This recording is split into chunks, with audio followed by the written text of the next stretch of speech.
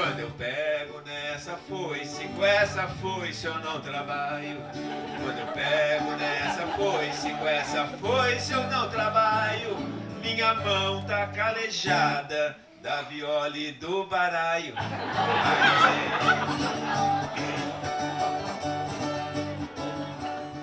Danada dessa viola, uma desfeita ela me fez. Danada dessa Sou Josiane Geroldi, sou atriz, contadora de histórias. E eu me encontrei com a narração de histórias como linguagem artística ainda em 2005, mas foi a partir de 2008 que eu fui apresentada a narração de histórias desse ponto de vista mais antropológico. E comecei então um trabalho de pesquisa com orientação da professora Adili Savoldi, compilando e escutando os causos que o nosso povo contava aqui na região oeste de Santa Catarina, principalmente com as comunidades caboclas. Então nós fizemos um trabalho de ir até a casa das pessoas, escutar os causos que as pessoas tinham para contar e ir reconhecendo quais eram as histórias que eram contadas aqui na nossa região e que de alguma maneira representavam o que era o imaginário social desse lugar e da etnia também da cultura cabocla. E a partir do encontro com esses contadores de histórias, com esses contadores de causos, eu fui fazendo uma seleção dessas histórias e ao mesmo tempo me perguntando e percebendo que histórias eu, como contadora de histórias, gostaria de contar também. Então a escuta desses narradores foi guiando e orientando o meu trabalho de pesquisa como artista também e acho que me ajudando a criar a voz narradora daquilo que eu gostaria de dizer no lugar onde eu estou para as pessoas que são a nossa comunidade de ouvintes aqui na região e ao mesmo tempo me apresentou o quanto essas histórias são universais, né? E essas mesmas histórias que eu conto, no Imaginar Só, por exemplo, eu conto a história do João Sem Medo, que é essa história desse viajante que anda, que descobre a tapera abandonada do corpo que cai do teto, e que é uma história que é contada aqui, mas que também é contada em muitas regiões do Brasil e que também é contada na Itália. Então, esse trabalho de escuta do nosso lugar me fez ver o quanto essas histórias também são universais e o quanto elas são contadas em diversos lugares do Brasil. E como diz o poeta, né, canta a tua aldeia e cantará o mundo, né? Elas são universais, né? Elas caminham por aí. E a visagem tinha mais de 2 metros de altura. E veio pro lado do viajante e o viajante falou, meu salame não. E pegou-lhe o facão e começaram uma brigaiada feia. E o pau do lado de fora da tapera só dava para escutar os faconaços na parede, assim, era tem. Quando eu passei a escutar o meu lugar e as pessoas que estavam aqui próximas, todas as histórias que eu comecei a contar também começaram a ganhar um outro desenho de imagem. Porque acho que a narração de histórias é sempre esse lugar de criação que parte de quem conta, mas que constrói com quem escuta. E tendo a experiência de escuta desses narradores tradicionais aqui na região, eu tive a experiência dessa criação de imagem, que é uma criação de imagem que localiza, que diz onde a história acontece, como ela é, que é sinestésica, que traz cheiro, que traz sabor, que traz linguagem, que traz oratura.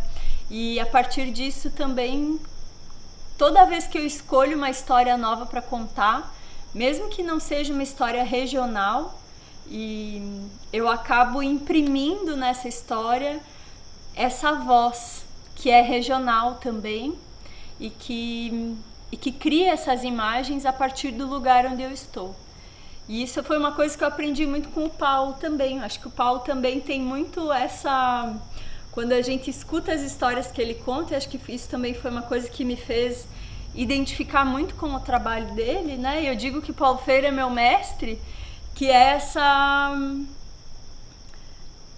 esse lugar do narrador que conta a história como estando nela, né?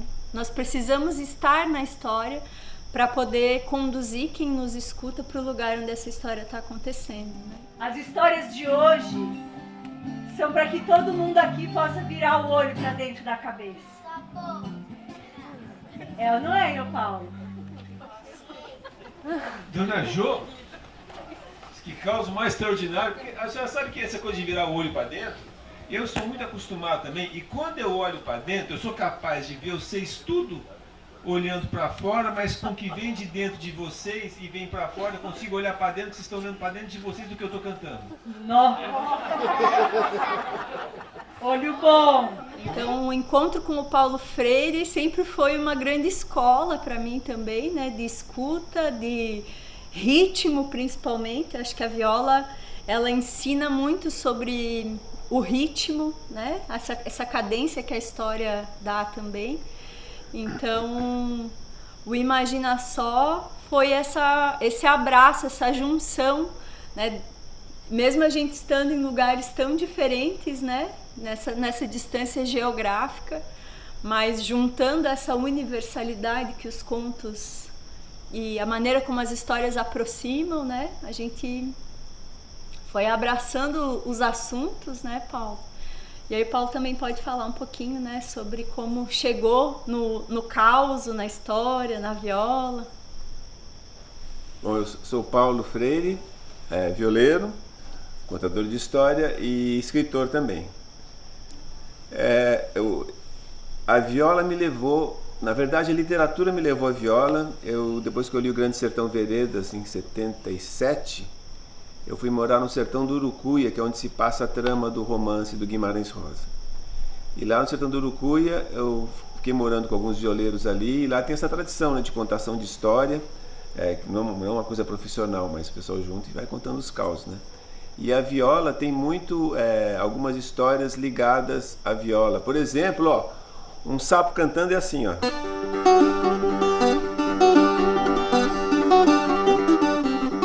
Um veado correndo.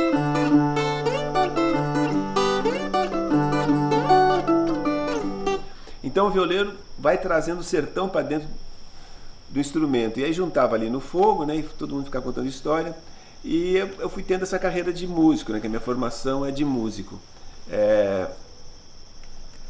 A partir do momento que os meus filhos começaram a nascer, é que eu comecei a entrar mais nessa história de contação de causa. Eles se formaram na escola Waldorf Veredas, lá em Campinas, e é uma escola participativa, né, então os pais têm que participar muito. E eu comecei a criar muito gosto em contar a história para eles em casa e contar na escola também. Então preparava as histórias todas e fui apaixonando profundamente pela mitologia brasileira. Então trazia história de, né, Curupira, Mula Sem Cabeça, Lobisomem, Saci. E meu pai, ele dizia, isso que você falou, Jô, meu pai é o Roberto Freire, escritor. Ele fala assim: Paulo, quando você quer colocar mais ação, se joga dentro da ação, no texto, né? Então eu procurei fazer isso nas histórias também. Então geralmente as histórias que eu conto, eu participo. Eu encontro com Saci, com uma Mula Sem Cabeça, com Corpo Seco. Então eu procuro entrar no meio deles. Eu não sou exagerado e não gosto de mentira.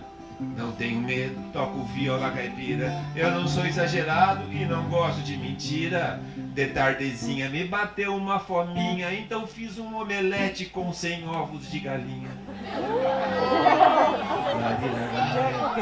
E a literatura também, ela vai, porque, né, tem a palavra falada e a palavra escrita que são diferentes, né? Então eu fui trabalhando a literatura como se tivesse uma vozinha contando causas para mim, e também buscando a música na literatura. E quando eu toco, sempre tem alguma história por trás da música. E aí eu fui buscando esse caminho que une, né, essas três artes, da literatura, da contação de histórias e da música. E fui, nos discos também, fui focando cada vez mais nisso, e nos livros. E depois disso, né, com os meninos assim, já mais crescidos, teve o projeto Baú de Histórias aqui de Santa Catarina, que assim me jogou completamente circuito, né? Fiz alguns anos aqui pelo estado, com grandes desafios de contar em escola, contar em centro comunitário, salão paroquial, em tudo quanto é lugar, e com públicos muito diferentes. E a oportunidade também de ver os colegas contando histórias, como a Josiane Geraldi. E isso é fundamental, né? A gente vê que não está sozinho, né? nessa caminhada e se inspirando, né? Nesses belos exemplos que está tudo caminhando junto. E eu também participei do projeto Baú de Histórias em algumas edições. Acho que esse foi um projeto bem importante aqui no estado, né? Durante muitos anos, porque realmente fazia a gente mergulhar dentro da prática da narração diariamente, né? E foi assim também que eu conheci o Paulo Freire aqui. Foi a primeira vez que eu escutei a história de Saci. E foi a primeira vez que eu escutei uma história de Saci sendo contada de um jeito que eu fiquei assim, caraca! Eu lembro que no final da apresentação eu cheguei pro Paulo Freire e falei assim, mas como assim colocar o Saci na gaiola? Para transportar, né? Eu perguntei pra ele assim, fiquei com aquilo assim, eu falei, como? Me explica, eu tinha entrado tanto naquilo, né? E fiquei com aquilo tão vivo assim. E depois, um tempo depois, comecei a ler também e entender, e fui muito tocada por essa história, né? E depois fui procurando assim entender assim como é que faz para, como que a gente entra dentro da história, né? Eu acho que isso foi uma grande escola para mim mesmo, né? Ter essa experiência de escutar um narrador que conta a história a partir do lugar onde ele está, mas ele está dentro da história. Ele não é testemunha, ele não está vendo a coisa de fora, né? Então foi muito bonito, me inspirou muito, né? Começar a escutar aquele vendaval e aquele assovio que tinha lá fora. E a Bastiana já falou, isso aí é coisa de Saci. E aí tinha um rapaz visitando a casa dela que não acreditava muito nessas coisas, debochou com a tradição do povo. E depois o Imagina Só nasce desse convite que a Regina Machado nos fez pro Boca do Céu. Pro Boca do Céu, que é um encontro internacional de contadores de história que acontece em São Paulo. No ano de 2016, a Regina propôs que a gente se encontrasse, montasse uma dupla para contar as histórias da cultura brasileira, né? E foi uma apresentação muito bonita lá no auditório do Ibirapuera, em São Paulo.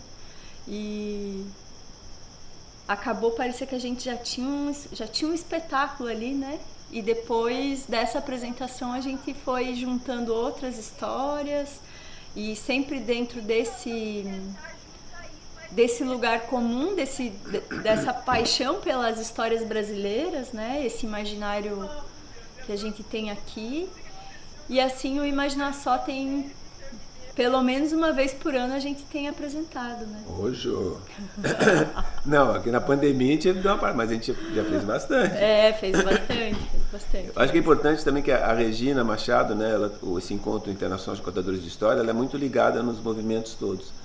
E ela que propôs, né, era uma noite, a noite das grandes apresentações do projeto, ela propôs algumas duplas. E a gente nunca tinha feito nada junto, né? A gente se conhecia, né? Mas nunca tinha pensado em fazer nada junto. E a Jo aqui em Santa Catarina e eu em São Paulo. Então, por Skype, naquele tempo só tinha Skype. A gente ia conversando, ia dando ideia e tal, e chegamos em São Paulo, ensaiamos no hotel uma vez, né? E aí deu muito certo, as pessoas gostaram muito, e aí a gente foi se empolgando também, né? Com o olhar das pessoas, como eles entraram. E os nossos assuntos, a gente tem muito assunto em comum e em comum. E por você já ter andado muito aqui no estado também, né? Então essas histórias que são contadas aqui em Santa Catarina, as histórias sobre São João Maria, as histórias do Contestado, as histórias que são comuns a esse território também, né? Por você ter circulado muito aqui também, a gente tem essa afinidade também, né? Se não vou embora, eu passo por fora. Se não vou embora, eu passo por fora. Se não vou embora. Eita, Cátia! No processo de construção dos espetáculos da Conta Causos também, principalmente os trabalhos de pesquisa, que são esses trabalhos em que a gente coleta as histórias com as comunidades, eu fui tentando aproximar também essa questão da trilha sonora, da música também, para ir embalando as histórias, e em 2 trabalhos de pesquisa, no Vozes Vivas e no Visagem, que são trabalhos de compilação com as comunidades caboclas. Nos 2 trabalhos nós temos a trilha sonora com participação do Paulo Freire também.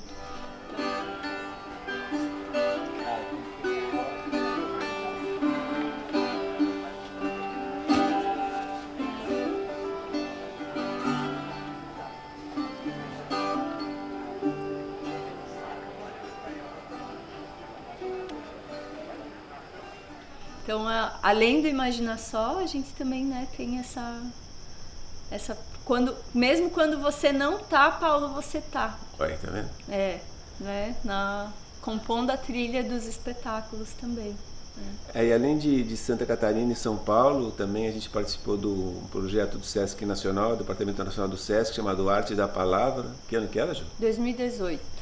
E a gente foi para algumas cidades do Mato Grosso, da Bahia, Espírito Santo e Piauí.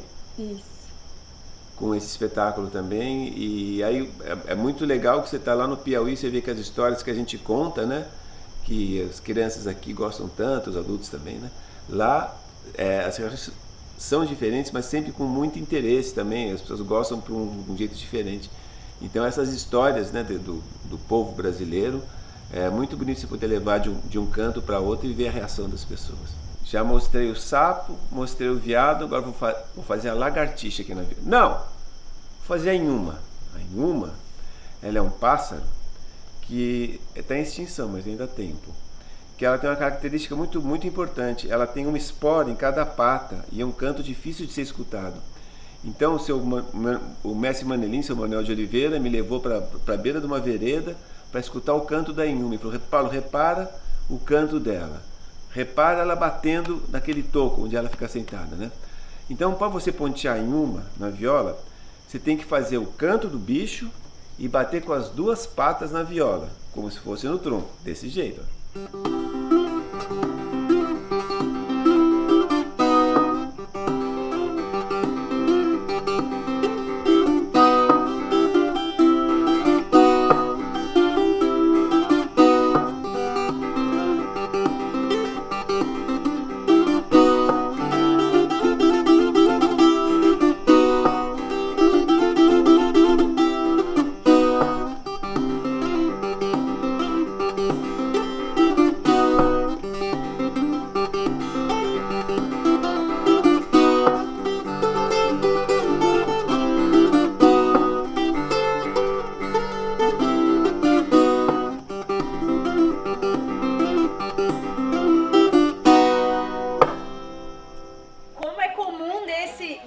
projeto que a gente faça uma conversa no final sobre pesquisa, né, que é a proposta do Seminário de Pesquisa em Oralidade, hoje com um convite especial, para que todo mundo aqui fique para celebrar a vida. Pra gente fazer festa,